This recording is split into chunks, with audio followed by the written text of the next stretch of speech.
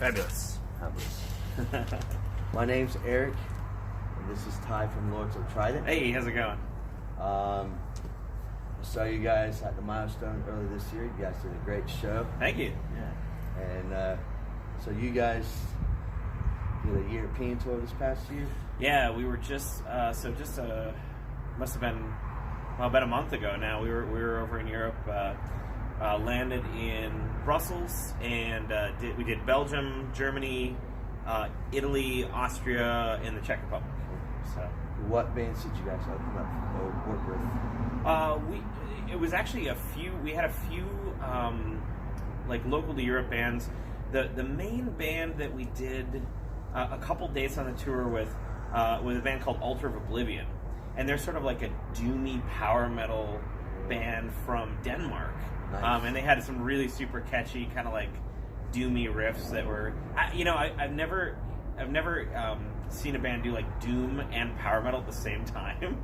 And it sounds kind of like it shouldn't work, but it worked really well. We might need to get them over to North America. Yeah. We played with another band called Heinke Woe. We had a burlesque troupe open for us one night. That was pretty crazy. And then what else? And then there was a night where we just did us. We did an acoustic show. Milan. In Milan, we had some really freaking amazing bands. Votan opened, and then this band Drakkar. Drakkar was absolutely, like, hands down super cool. Like, amazing dudes. So. Now, since you guys are a little more like that barbarian metal, are the other bands similar to that barbarian metal, or is it, since you guys had that doom power metal?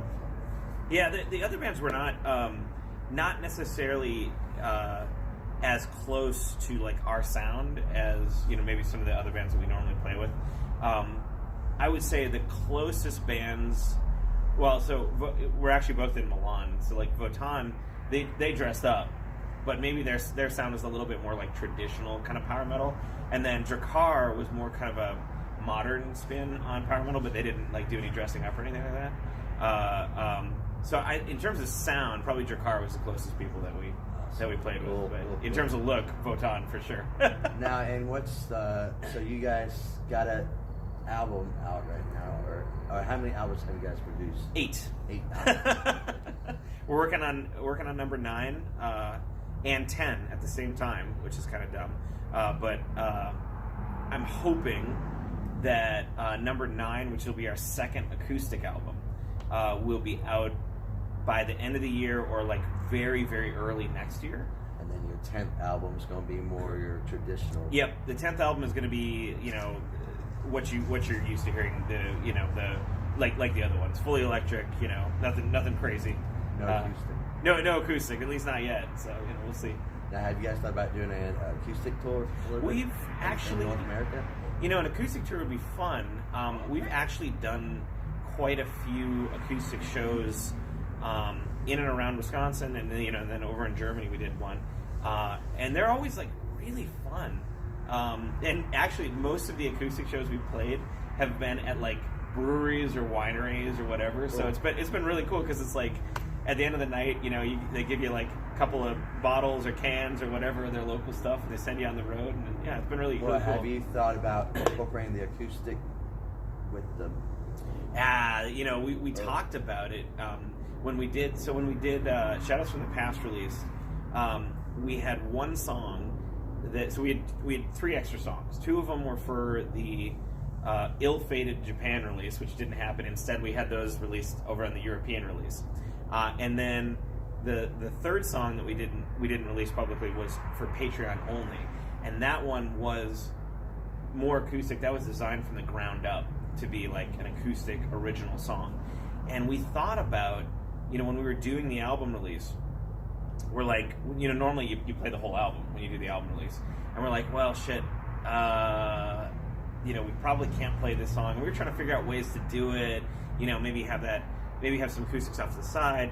In the end, it was just too much hassle, too much like coordination. So, yeah, maybe someday, but right now, probably a little too much for your standard bar show. So, in 2020, you guys going to start doing some touring again?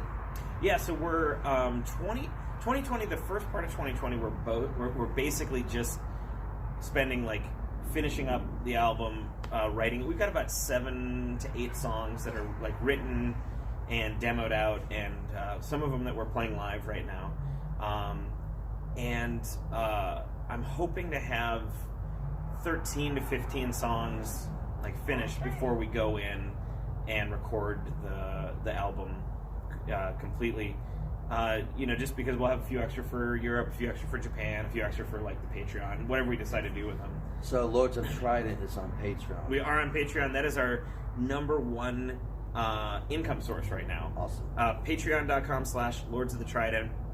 The Patreon itself paid for the entirety of the European tour. Like there was absolutely no feasible way we would have been able to do it without the amazing support of our backers. And we release all sorts of exclusive videos, exclusive merch. We send out 3 T-shirts a year to our top tier backers, awesome. 2 of which are exclusive to the Patreon, so you can't get them anywhere else. We do Patreon only video series. We do all sorts of crazy stuff on the Patreon. So it's very active. Yeah, I support Nate Over the Scares. They were actually the first metal band on Patreon. Yep. But right now, as the movement's changing with the bands, Patreon is very good for all the bands. One out Charlotte local bands, Auckland Day, just started their own Patreon group. Yeah. So that's big for the Charlotte scene. Well, I think every band should do it too. Yes, I mean, there's no reason not to at least give it a shot. And if you're not in the music industry, Patreon is still good for other people to do for other stuff too.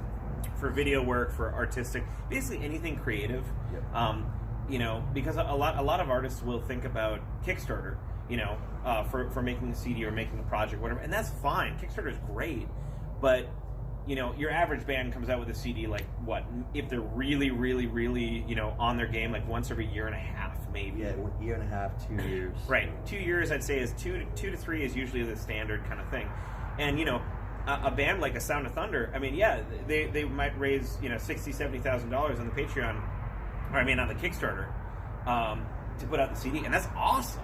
But then 2 years goes by, and they have to live on and subsist on that $60,000-$70,000, for those 2 years. It's like, man, you got bills to pay. You got monthly bills. You got to keep your touring band up. You could do Kickstarter and a Patreon. Combine Yes. it together. And that's what we do. We do both, and it works really well. But I think bands should look towards Patreon as something additional to do, not just think about Kickstarter. I think everybody should look towards Patreon. Awesome. Yeah.